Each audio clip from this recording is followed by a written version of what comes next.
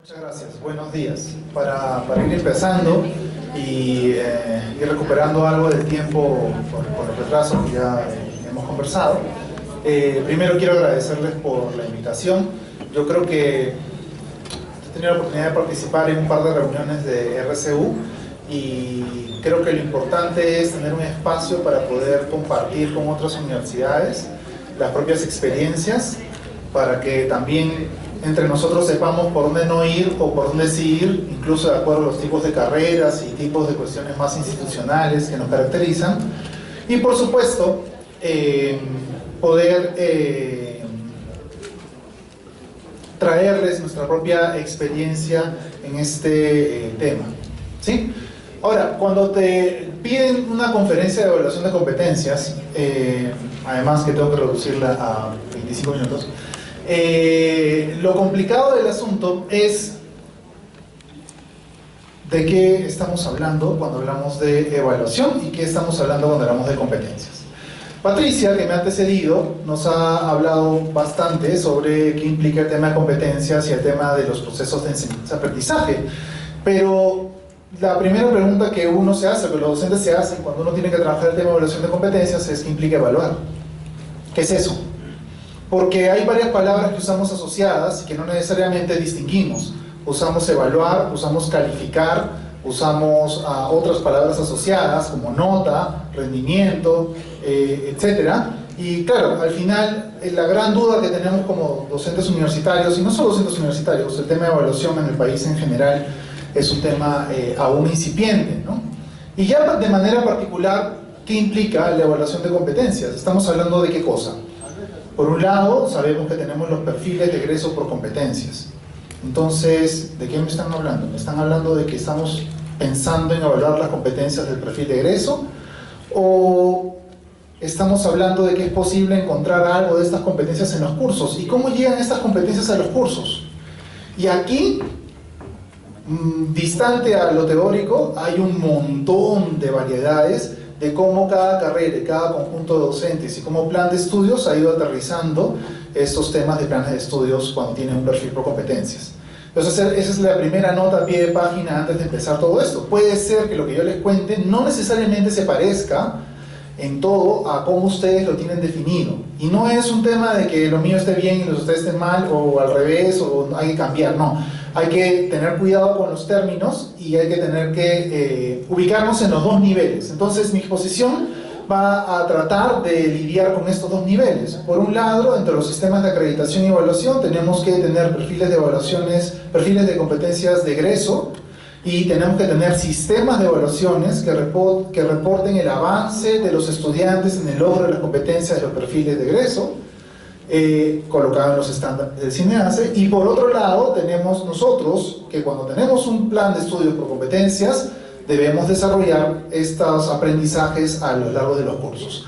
Parte del problema está en entender, y eso les adelanto como idea general, es qué cosa va en los cursos. ¿Sí? O sea, yo tengo mi perfil de competencias de egreso, ¿qué cosa llega al curso? ¿Qué pedacito de todo esto es el que llega al curso? Eso es importante de mantenerlo y voy a tratar de explicarlo lo más claro posible. Entonces, primero, ¿para qué o por qué evaluamos? Y estas ideas son las más importantes para mí sobre el tema de evaluación. Por formación o por deformación profesional, me dedico a la evaluación desde que más o menos egresé de la universidad hace 20 años. Entonces, me he dado cuenta de que esto que para muchas personas puede ser obvio, no para otras, pero nosotros con la evaluación lo que queremos es, primero, verificar el logro de los resultados. Y eso es en general, ¿no es cierto? O sea, en cualquier programa, proyecto, de cualquier disciplina, cuando uno quiere verificar los resultados, estamos hablando de evaluación. Pero también hay un aspecto fundamental de la evaluación que es el tema de rendir cuentas, ¿sí? Rendir cuentas a la sociedad, rendir cuentas a la comunidad, rendir cuentas a los estudiantes, ¿no es cierto? Ellos han estado 16 semanas con nosotros, aguantándonos. Entonces lo mínimo es que deberían saber si es que esto que han logrado efectivamente les sirve para algo y si da cuenta de sus habilidades o no, o si es una injusticia como en la que todos los que estamos aquí hemos pasado a lo largo del sistema educativo, ¿no es cierto? ¿Cuántos profesores nos han puesto nota porque sí, digamos, ¿no? Y no nos han dado una explicación? Y la otra es contar con evidencias, que esto ya es más a nivel de sistema, para mejorar los procesos o poder afinar los resultados. Entonces hay como que varios niveles cuando hablamos de evaluación. Cuando lo queremos aplicar a estos espacios, estas tres ideas las aplicamos al tema de enseñanza y aprendizaje. Entonces, cuando hablamos de evaluar, queremos verificar los logros y los resultados de los procesos de enseñanza y aprendizaje, queremos rendir cuentas a la comunidad de los distintos actores educativos sobre estos procesos y necesitamos además contar evidencias para poder mejorar los procesos a lo largo de nuestras carreras.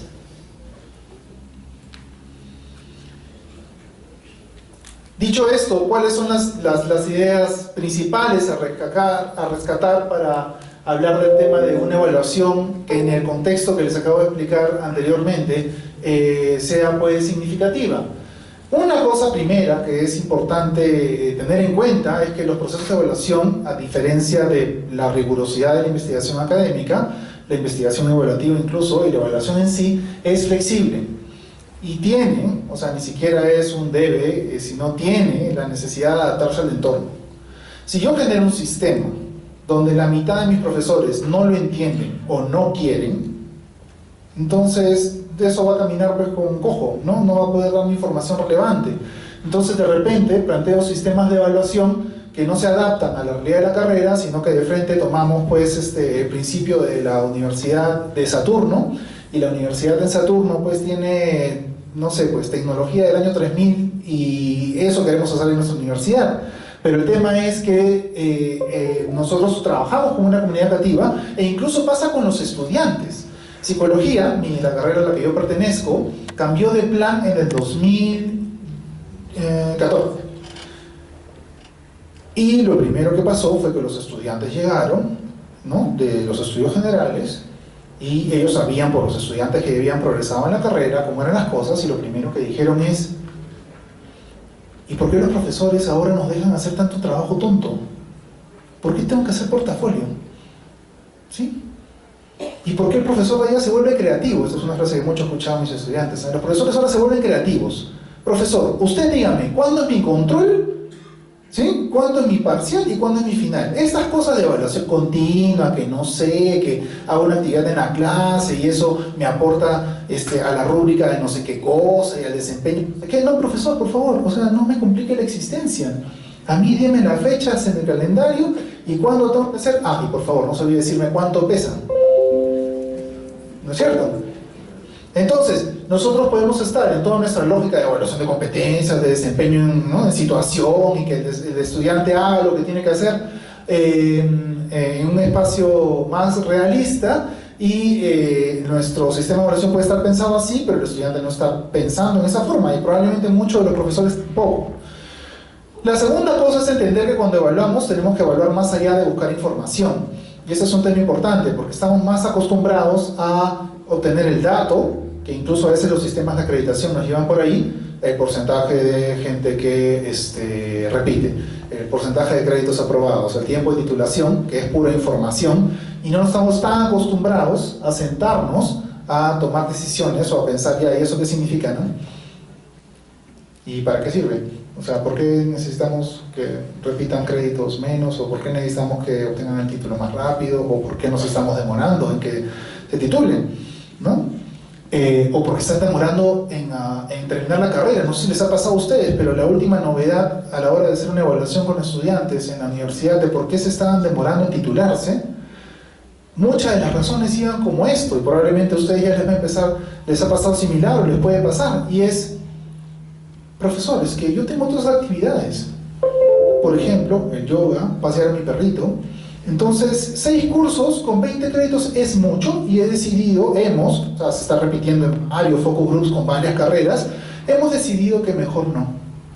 Los ingenieros, otra historia, los ingenieros quieren trabajar del ciclo 1, ¿no? Entonces, no, profesor, me matriculan menos y llevo de 2 en 2 porque ya me pagan por supervisar y trabajar como ingeniero en obra, entonces me pagan tanto y llevo de 3 en 3. Y claro, si yo me quedo solo con la información de los indicadores de tiempo de graduación y tiempo de titulación y no me siento a analizar esto con los actores y entender, puede ser que no puedas evaluar de manera adecuada la situación. La otra cosa, y el tercer punto, es que no existe un modelo único o perfecto de evaluación, y eso también es importante tenerlo en cuenta, ¿sí?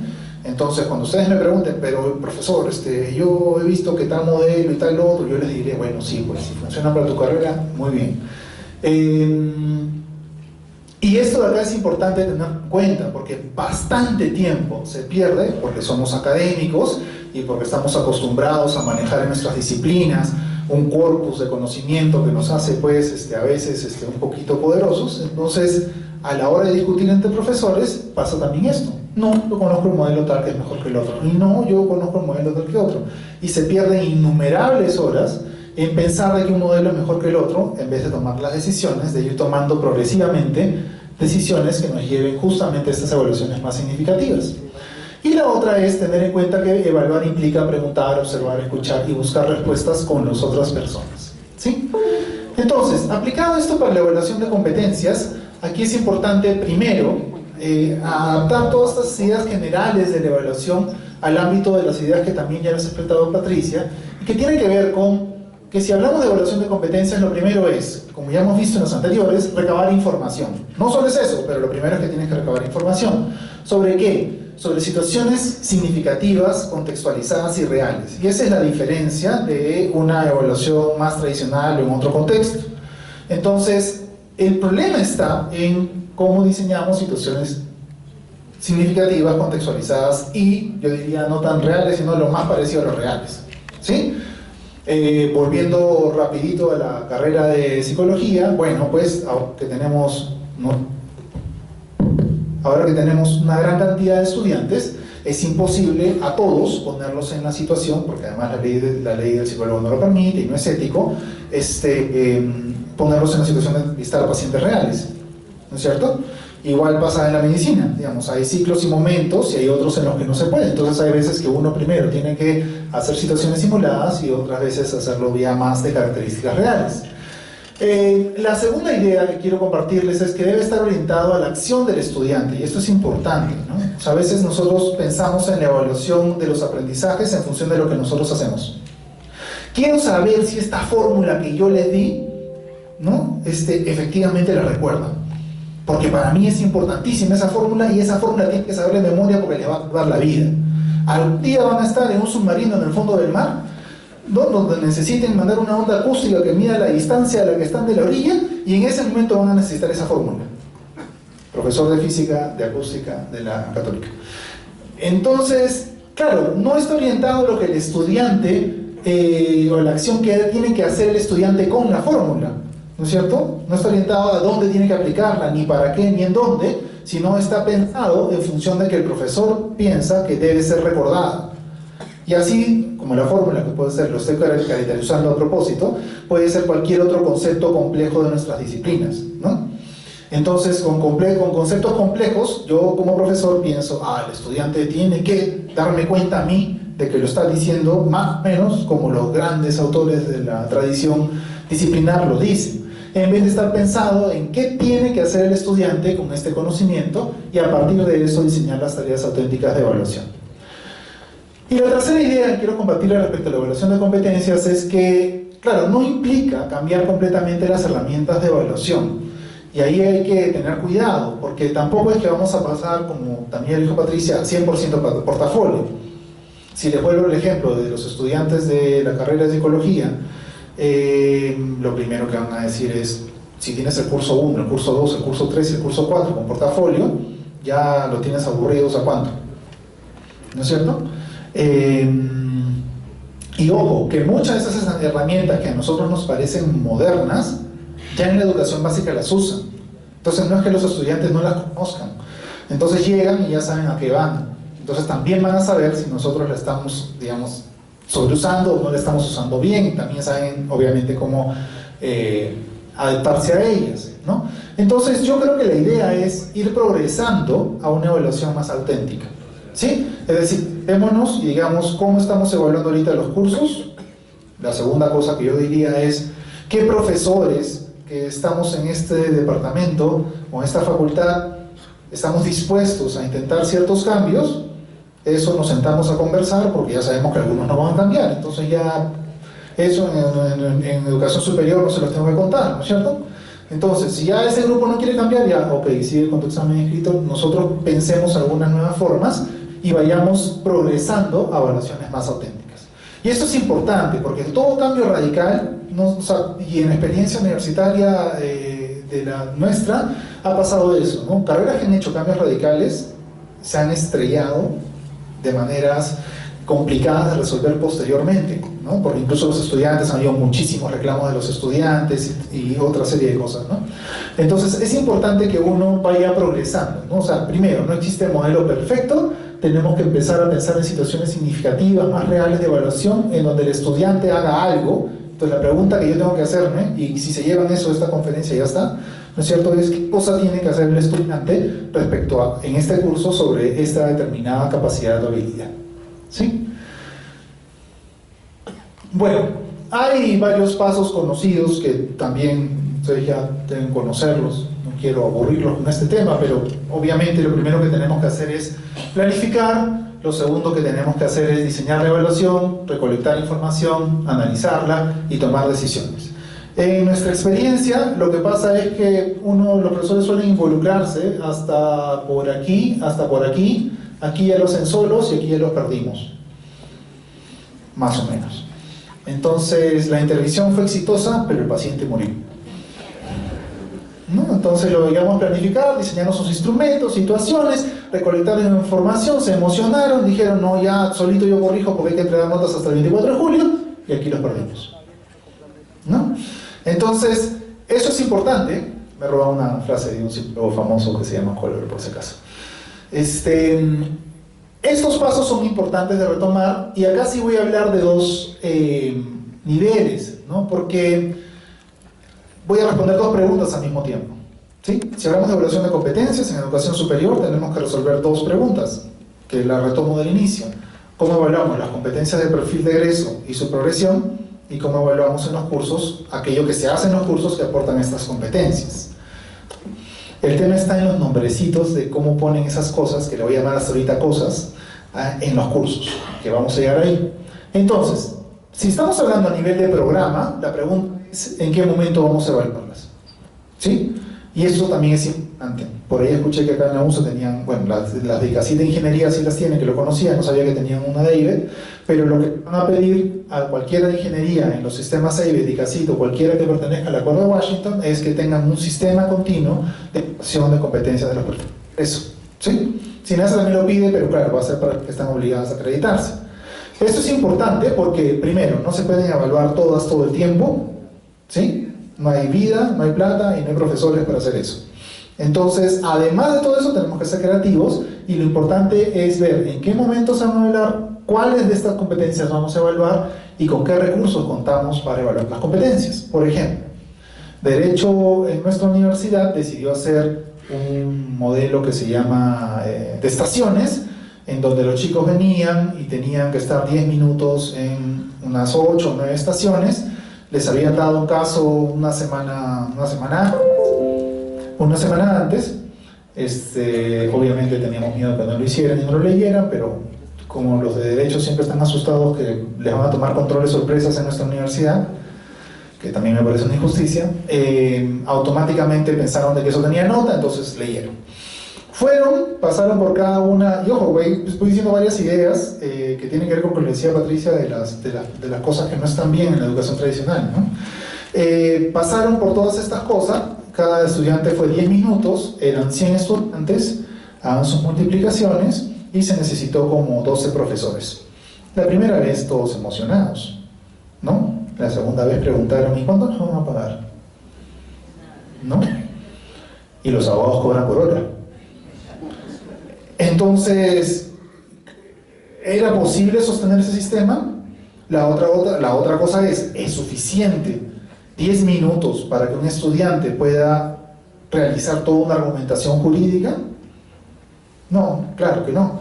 Entonces, claro, pusieron en esa línea, pero bueno, igual, sirvió la experiencia para tomar decisiones y modificarla, ¿correcto? Entonces ahí estamos entre el tema, porque si lo hago de esa forma y quiero darle una alternativa a los docentes de no dar otro tipo de evaluación, tenemos que pensar bien cómo articular, ¿ok? Eso aquí lo sabe todo el mundo y hasta en todos los libros, lo digo rápidamente, todas las competencias son saberes complejos, sí, ese es un tema que está bien definido. El tema es que para evaluarlas yo tengo que descomponerlas en ciertas actuaciones que puedan ser observables y medibles, y ese es el punto complicado, ¿sí? Claro, porque alguien de ciencia dura, de matemática o de las facultades de ingeniería entiende como observable y medible una cosa, y los psicólogos entendemos otra cosa, y los de derecho entienden otra cosa, y los de ciencias sociales entienden otra cosa. Entonces, eso es importante. El tema es que debería de alguna manera ser, si quieren reemplazar esas dos palabras, lo más objetivo posible, en el sentido de que un estudiante pueda ser, digamos, por dos profesores distintos, deberían tener más o menos la misma opinión sobre el producto de aprendizaje que ha realizado el estudiante, si no, habría ahí un problema de ajuste. Entonces, parte del asunto es cómo descompongo estos grandes saberes que el estudiante debe lograr al egreso y cómo lo hago en pedacitos más chiquitos. Y aquí viene el tema, que cada carrera puede haber desagregado estas competencias del perfil de egreso en algo que nosotros hemos llamado unidades menores. Eso nos los hemos inventado nosotros, no lo he leído en ningún sitio, pero lo inventamos porque en la universidad tenemos carreras que tienen competencias, descriptores, criterios, resultados de aprendizaje. Tenemos carreras que tienen competencias de perfil de ingreso, resultado del estudiante EIBET, indicadores de desempeño, objetivos y actividades. Tenemos carreras que tienen competencias globales, competencias específicas, descriptor de competencia, resultados de aprendizaje. En algunos casos los resultados de aprendizaje son a rajatabla, no se pueden cambiar. En la Facultad de Educación el profesor puede modificar los resultados de aprendizaje. Entonces, resumen, tenemos un sancochado de unidades pequeñitas en las que se han descompuesto las competencias. Y como universidad, ¿cómo hacemos para trabajar con todo eso?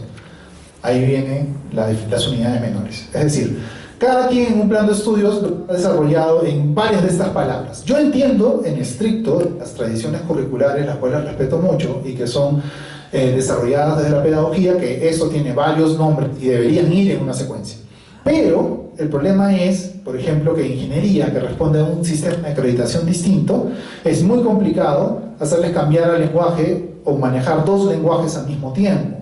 Entonces, en general, esta ha sido la manera en que lo hemos, digamos, logrado salvar. Cada quien en cada carrera debería identificar esos elementos, componentes, criterios, resultados, descriptores, indicadores, en algunos casos hasta otras competencias. ¿Sí? O sea, en algunas carreras incluso puede ser que en un curso pongan competencias. En educación superior eso es más raro, pero también hay. Entonces, el problema es que si tengo competencias del perfil de iglesia y tengo competencia en curso, claro, en verdad esto es más chiquito que lo grande, ¿correcto? Entonces, el tema es que si hablamos de evaluación de competencias nos confundimos más. Entonces, hasta ahí nosotros, por lo menos lo que hemos optado para las carreras que no tienen ya sistemas implementados, es hablar de competencias de perfil de egreso, y esas competencias se desagregan en resultados de aprendizaje. ¿Cómo lo hemos hecho? Para que se den una idea, es, bueno, hemos buscado desempeños que el estudiante debe mostrar para indicar que ha logrado la competencia. Esto es a nivel de programa. Los hemos elaborado en función de justamente la competencia de perfil de egreso, y estos indicadores de desempeño, lo que hemos hecho es, ya esto es lo mismo de medición observables, es tener, por ejemplo, la competencia del perfil de egreso y generarle indicadores de desempeño. Aquí puede ser otra cosa, ¿ya? Resultados de aprendizaje, criterio, en fin. Este punto de acá es el que uno tiene que negociar con su plan de estudios y los profesores, ¿sí? Porque este punto, como les digo, depende.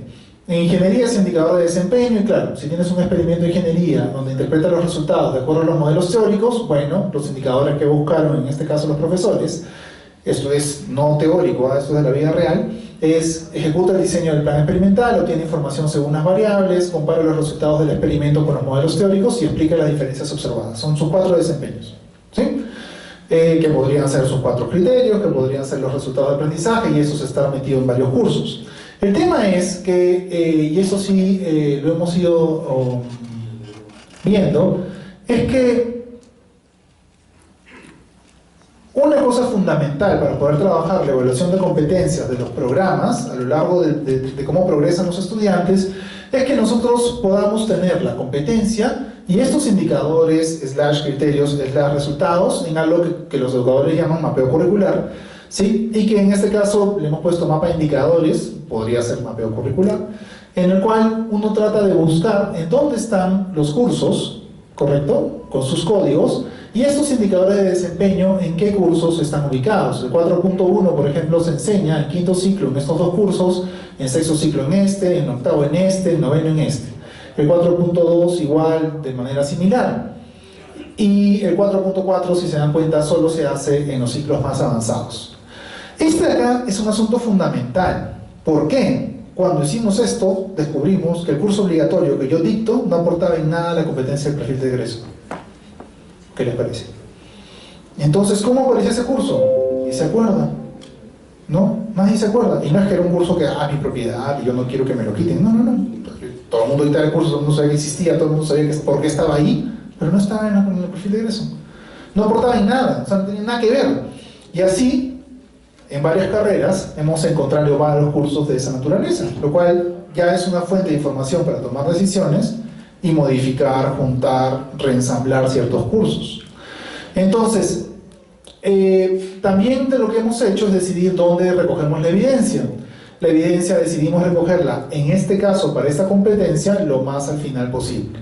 Si encontramos que estaban mal, ya de ahí nos saltamos a los cursos anteriores, ¿no?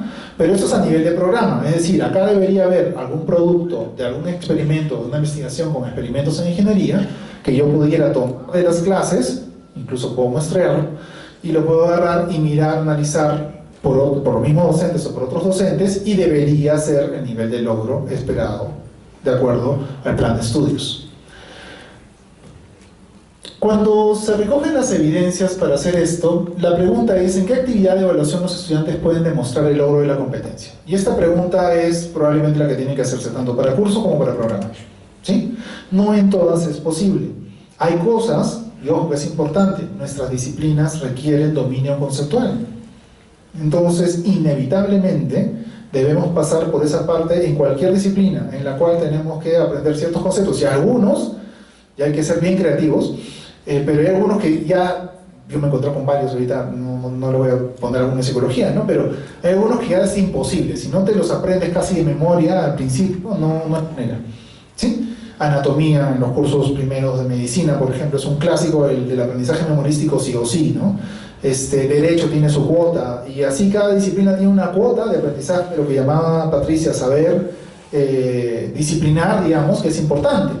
Pero acá estamos hablando de la evaluación. Entonces, ¿en qué actividades de evaluación los estudiantes pueden demostrar que han logrado la competencia? Que son competentes, pero ya no es recitándome el concepto, sino usándolo en lo que yo quería que lo usaran, ¿sí? Entonces, la idea sería que uno busque una evaluación que promueva la autonomía del estudiante, que se relacione con su desempeño laboral y sea lo más realista posible. Eso es lo que se denomina evaluación auténtica. Pero, como ya hemos dicho, no en todos los casos es posible. Por eso le habíamos planteado esta idea de ir progresando a lo largo de los cambios del sistema de evaluación. Muchas gracias, me salvó la vida.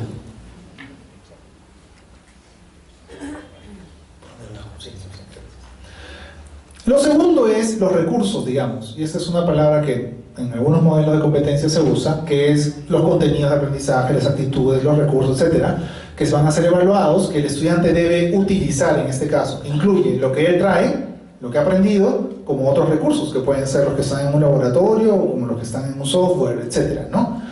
Los materiales e insumos que requerirán los estudiantes, el tiempo de duración de la evaluación, y todos esos aspectos que tienen que ser pensados. Me pasa porque mi sobrina estudia Derecho en la universidad. Me dice: he salido de un examen de 4 horas, ¿no? Y con copias, o sea, con sus fotocopias. Entonces, claro, uno se pone a pensar: y 4 horas, o sea, mejor, ¿por qué no se lo mandó para casa y entregaban el trabajo? ¿No? O sea, ¿cuál es la gracia de meterlos 4 horas en un salón? Y antes habían tenido uno de 2 horas, o sea, 6 horas de corrido, ¿no? Entonces, sí, claro, estamos evaluando además del aprendizaje, tolerancia al estrés, salud mental y otras cosas, o sea, efectivamente, ¿no? Y algunos profesores incluso dicen cosas como esta, ¿no? Lo que pasa es que a nosotros así nos entrenaron, nos han hecho duros. y por eso ahora ellos tienen que aprender la rigurosidad y la dureza, porque la vida no es fácil. Son otro tipo de estudiantes, están en otro canal, digamos. O sea, yo, ustedes, cada uno de nosotros podíamos aguantar un profesor que fuera injusto con las evaluaciones, que hiciera cualquier cosa. Ahora no. Ahora a mí me han preguntado varias veces, profesor, ¿y por qué usted no ha hecho rúbrica para ese trabajo? Y yo he tentado decirle porque no quiero, pero le digo, no, voy a utilizar criterios porque yo no me siento tan cómodo con la rúbrica, pero como dice Patricia, que ha sido mi profesora alguna vez, entonces ya, mis criterios, esos son los criterios que te voy a evaluar, y esos 7 criterios cada uno vale tantos puntos, todos por igual, ¿no? Ya, no necesariamente use la rúbrica, porque no voy a hacer una rúbrica para cada cosa, ¿no? Qué flojera, pero es parte del asunto, cómo vamos jugando. Pero antes, un estudiante de mi generación no se le hubiera ocurrido levantar la mano y preguntarle al profesor con qué criterio me va a evaluar. No, jalado, por faltoso. ¿No? Ah, ¿tú crees que sabes más? No, o sea, no había manera. No había manera. Ahora te preguntan, no al revés, o sea, tenemos otra situación, quieren competir y quieren sacar 20 en todo, porque también quieren la explicación, ¿por qué no me han sacado 20? ¿No? En ingeniería es por qué no me he sacado 11, pero más o menos es la misma idea.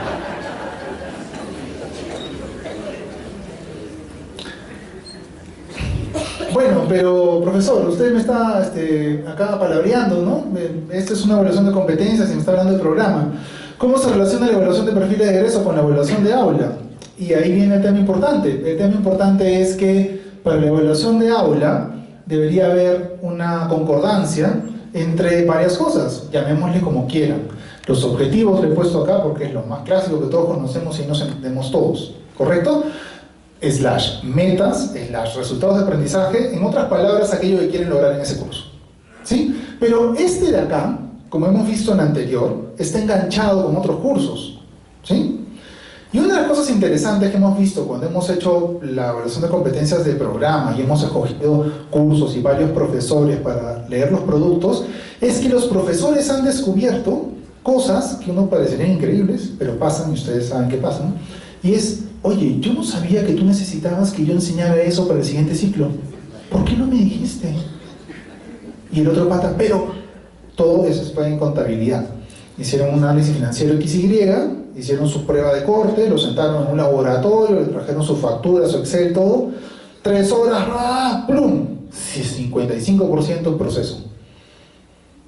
Asustados, pues, ¿no? ¿Cómo es posible? Si esto es lo básico del contador. Bueno, se sentaron a ver y resulta que los objetivos a nivel de curso de un profesor y del otro, y del otro, y del otro, y del otro, cada quien ponía el objetivo que quería. Entonces pensaba, no, para mí esto es importante en la contabilidad, igualito para la física, para la ingeniería, para cualquier cosa, ¿no? Y al final no había comunicación, o no, y eso es difícil, y eso es interesante a la hora de hacer el mapeo, de ver que varias cosas de la competencia del perfil de egreso aportas tú, aportas tú, aportas tú. Y si tú no hiciste lo que necesita el otro para el siguiente nivel y para el siguiente nivel, se van cayendo en el tiempo, ¿no? Eso es más claro en lo que nos están pidiendo ahora como universidades, que es el tema de investigación. Llegan a tesis y todos nos quejamos, ¿no? Les han enseñado mal en métodos. ¿Cuántos cursos de métodos tienen? 1. Entonces el culpable es el profesor de métodos de investigación. Y los profesores que hemos dictado una de métodos de investigación no queremos dictar, pues, porque todos nos echan la culpa. Pero, ¿y qué? ¿Y tú no investigas en el otro curso? Y en el otro, y en el otro, y en el otro, y en el otro, ¿sí? Cosa más sencilla, aplicada a estudios generales. La católica se ha caracterizado siempre, porque en estudios generales letras, pues todos salen casi literatos. En un momento, en los últimos 7 años más o menos, eso comenzó a caer, y todas las facultades decían, llegan a las facultades y no saben escribir. ¿Qué pasó? En algún momento, los profesores, por lo que acaba de decir Patricia, tengo 60, 70, 80 alumnos, dejaron de dejar ensayos. El problema es que nadie se puso de acuerdo en quiénes dejaban de hacer ensayos y quiénes sí dejaban hacer ensayos. ¿Y qué pasó? Nadie hacía ensayos. Entonces, de aproximadamente, ¿cuántos son? 7 créditos, o sea, de todos los cursos que llevaban, que son como, ¿cuántos son? 15, 30, como 60 cursos. De esos cursos, 2, 3 estaban haciendo ensayos y el resto no. ¿Sí?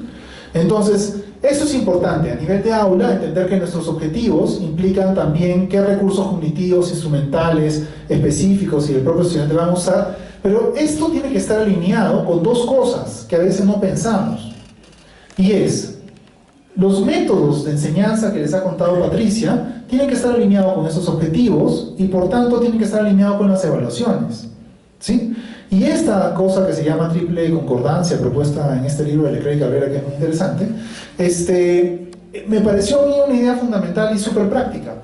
Y a mí me parece incluso que si nosotros empezamos, y eso sí me parece, no lo he probado, si nosotros como profesores empezamos a pensar desde la evaluación, con esta pregunta de qué actividades tengo que hacer donde el estudiante pueda demostrar mejor esto, naturalmente uno comienza a cambiar su método de enseñanza. Porque se comienza a dar cuenta que no logran hacer exactamente lo que yo estaba buscando. Y comienzan a haber fallas. Entonces, cuando tú ya tienes tus 5 chicos estrella y tienes los otros 20 que no lo hacen, ya te comienzas a preocupar, pues, ¿no? Por una cosa que tengas algunos que sobresalen, que la mayoría está entendiendo, pero, ojo, si nosotros no logramos estos objetivos en nuestro curso, y ahí viene otro problema de que mantengamos la evaluación vigesimal, ¿no es cierto? Los 11 acumulados, ¿qué son? Eso es importante también entenderlo, porque el 11 no es otra cosa que en el sistema tecnológico, sabes la mitad más 1. Punto. ¿Qué cosa es la mitad más 1? ¿Cómo puedes saber la mitad más 1? ¿No? Sé diagnosticar la mitad más 1, sé construir un puente la mitad más 1, ¿no? Sé construir un edificio a la mitad más 1, ¿qué? Y la otra mitad se cae. Entonces, la idea de pasar a modelos por competencias tiene que ver con esto. Entonces, más allá de que igual no va a cambiar la evaluación vigesimal y ese chip de nuestra cabeza sería mucho más complicado de cambiar, yo mismo no sé cómo lo haría, lo importante es que las evaluaciones empiecen a jalar y a llevar dentro del marco de competencias. La idea de cambiar a perfiles de egreso por competencias es que tenemos que ver cómo los estudiantes van logrando estas competencias que después se van a transformar en las profesionales. Y ahí no vale el 11, pues, porque los 11 son los que hacen que nuestros egresados no solo afecten a la sociedad de manera negativa, ¿no? Sino que también les impiden insertarse adecuadamente en el mercado laboral y otras cosas, ¿no? Entonces, hay un tema ético y de responsabilidad con la sociedad, y hay un tema evidentemente también por su futuro y proyecto profesional. O sea, nos han dado 5 años de su vida en este tema, ¿no? Entonces, estas 3 cosas son importantísimas. Entonces, claro, si yo tengo una evaluación y he pensado que lo que quiero es que en este curso conozcan las políticas ambientales y sus bases científicas y las apliquen a cuestiones de ingeniería y más I. Yo soy psicólogo, pero a propósito hago el esfuerzo de hacer ejemplos de algunos de ingeniería para intercambiar.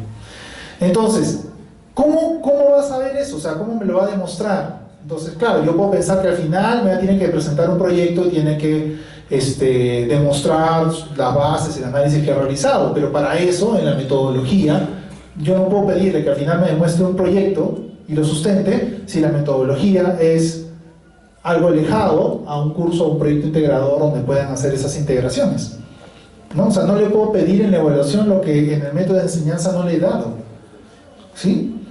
Hay un curso X de aplicación en una universidad X de pruebas psicológicas, por ejemplo, y resulta que los estudiantes les traían, porque eran muchos, los formatos de pruebas de casos reales, tachados los nombres, ¿no? Con todo el tema ético. Pero esos estudiantes tienen que aprender a aplicar pruebas en algún momento, aunque sea entre ellos. Y entonces, ¿la evaluación qué era?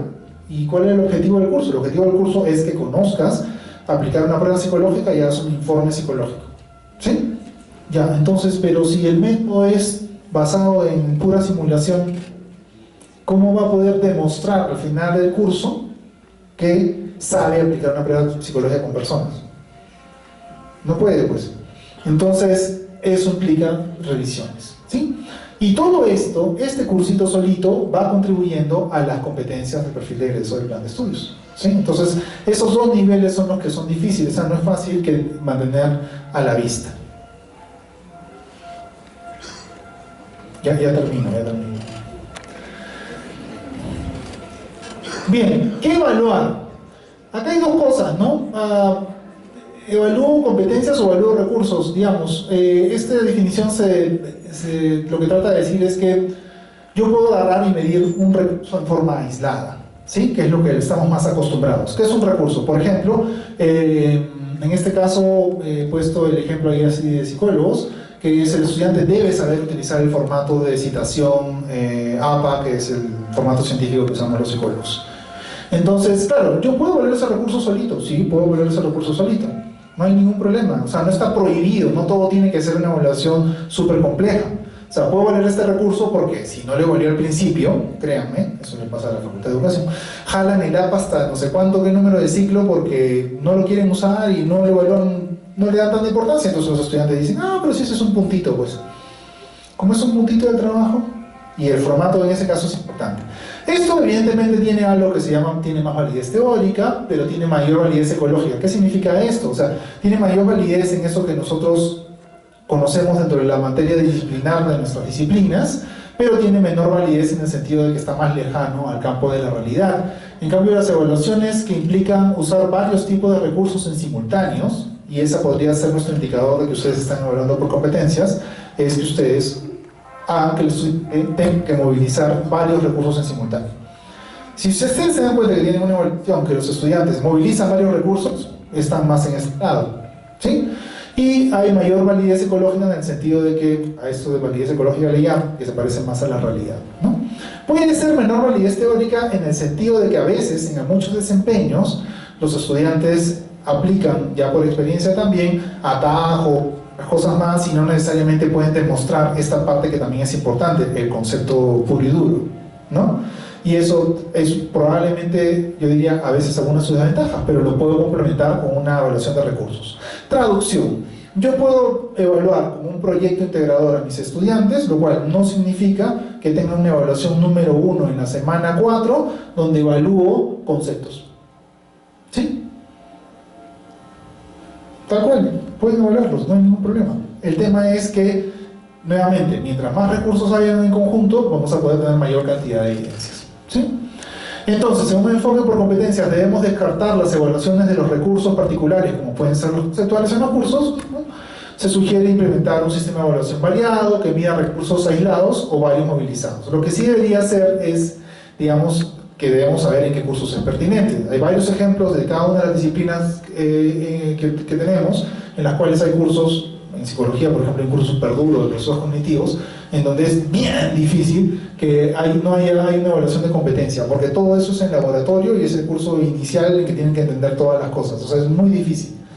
Entonces habrá más evaluación de recursos, ¿no? ¿Por qué? Porque también si yo en un curso súper teórico como este que les cuento hago una evaluación con mayor temas de integración y otras cosas, también se presta al palabreo, pues, a que, digamos, fuercen situaciones entre lo teórico y lo real que son ficticias, porque no están mediadas por ningún método, ¿no? Uy, ¿qué hice? Allá. Bien, y bueno, ¿qué instrumentos de evaluación hay? Y con esto ya acabo, que me han pasado como 15 minutos. Acá hay dos cosas, y con esto acabo, que tienen que ver evaluaciones de tipo directa y evaluaciones de tipo indirecta. En el caso de las directas hay una serie de cosas, ¿no? Pruebas estandarizadas, en educación superior hay una que es la CLA+, que en realidad lo único que pueden hacer es medir alguna competencia genérica. En este caso esta prueba mide temas de razonamiento cualitativo, le llaman, y razonamiento cuantitativo, les dan un caso, tiene una parte abierta y tiene una serie de preguntas. Están próximamente, se están paseando por aquí, por Perú, para ofrecerla a varias universidades. Entonces, pero estas pruebas estandarizadas lo que hacen es que necesitan una muestra al inicio del ingreso y una muestra al final, y los comparan entre una y otra, ¿sí?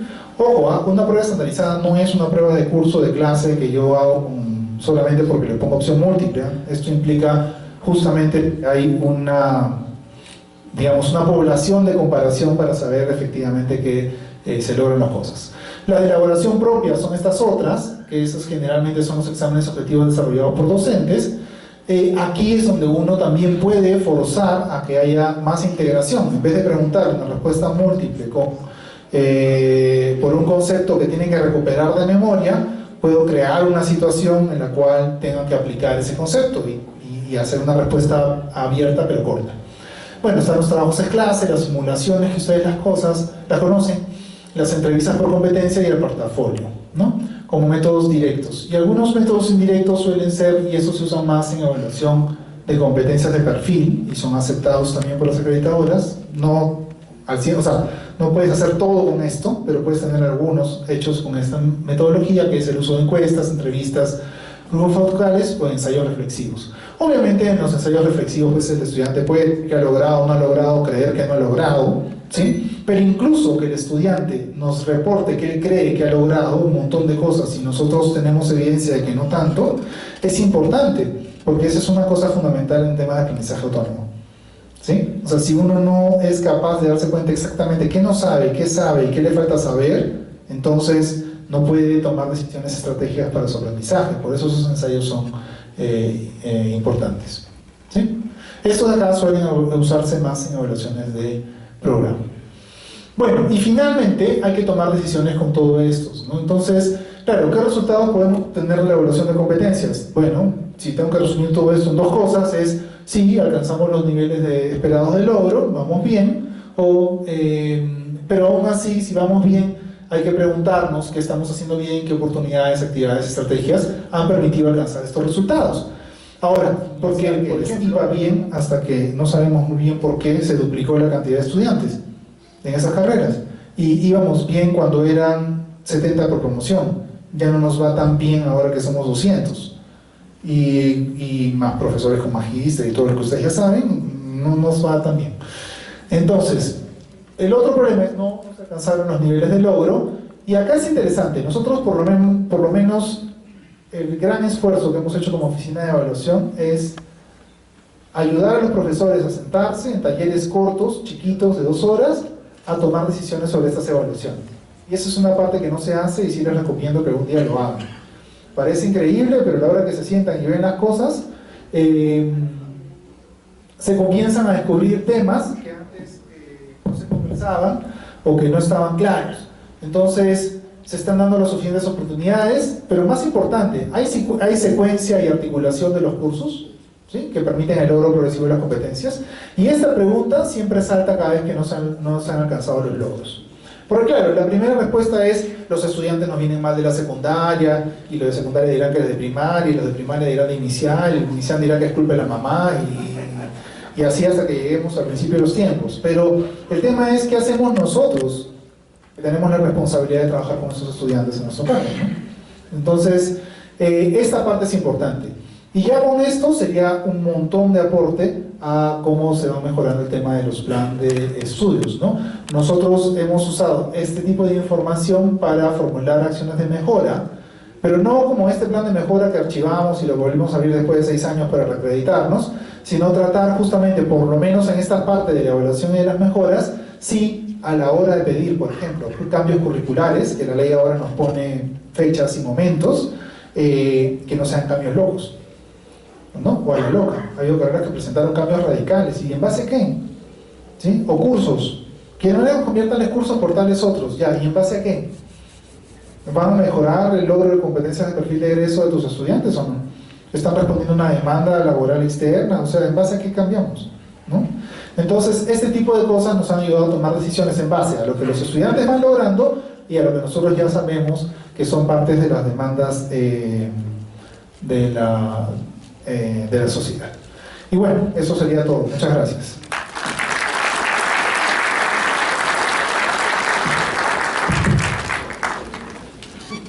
Le agradecemos, doctor Payne. Si hubiera alguna pregunta.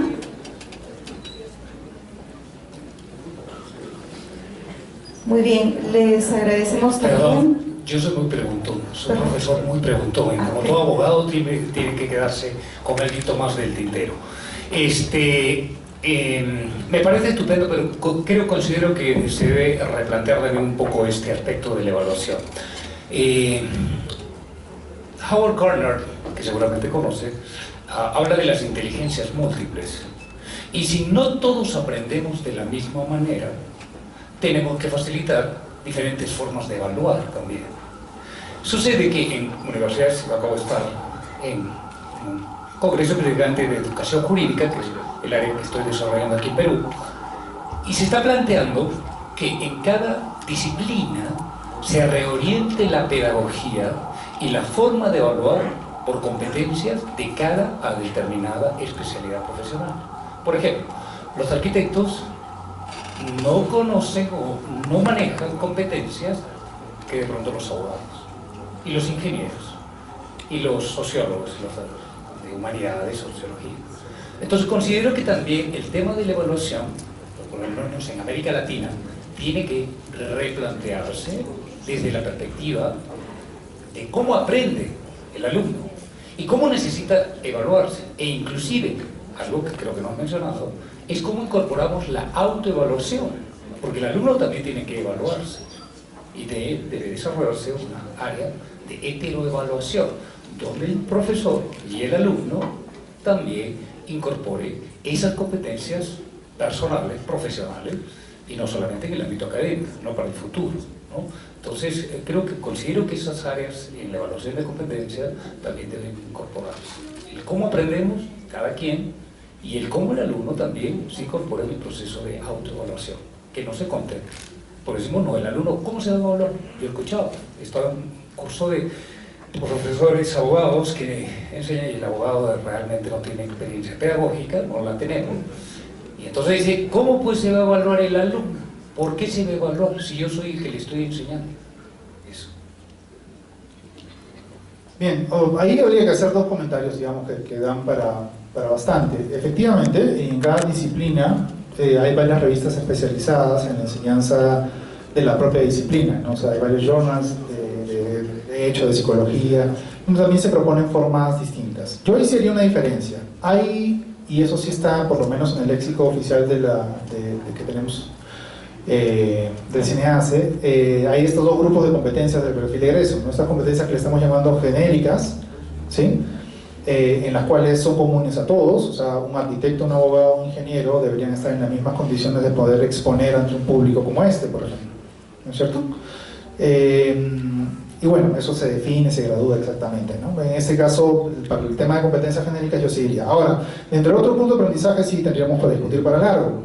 No es que cada persona, o sea, claro, como idea general cada persona aprende distinto, pero estamos o tenemos una base de procesamiento de la información que es bastante similar, con varios elementos claves. Por ejemplo, la memoria de largo plazo, donde guardamos toda la información de todo lo que sabemos, se construye por significados.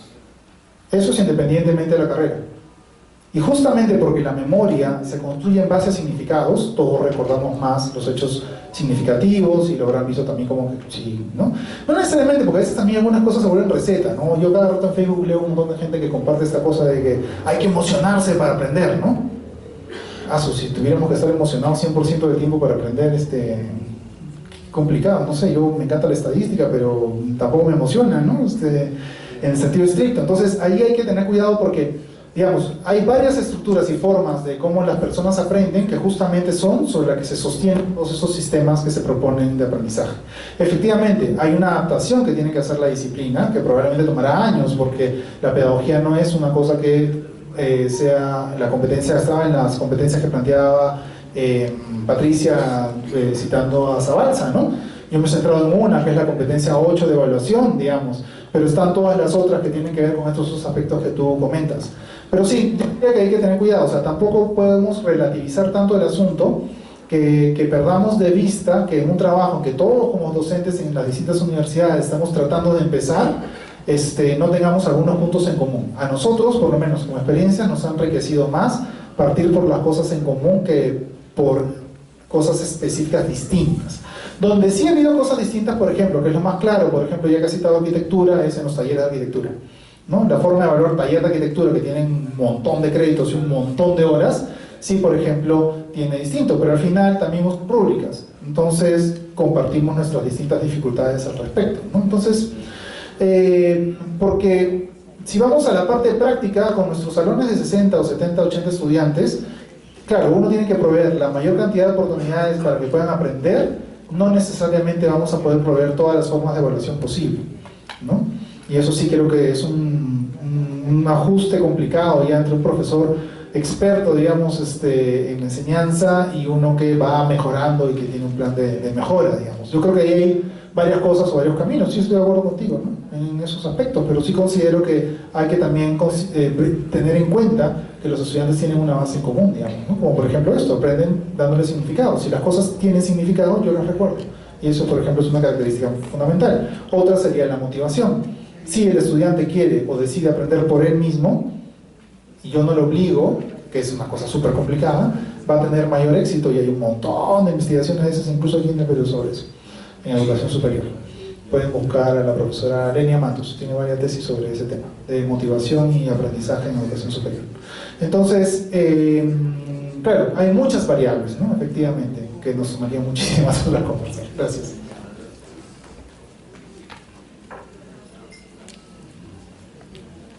Bien, si no hay más preguntas, nuevamente le agradecemos, doctor Payne, por su exposición.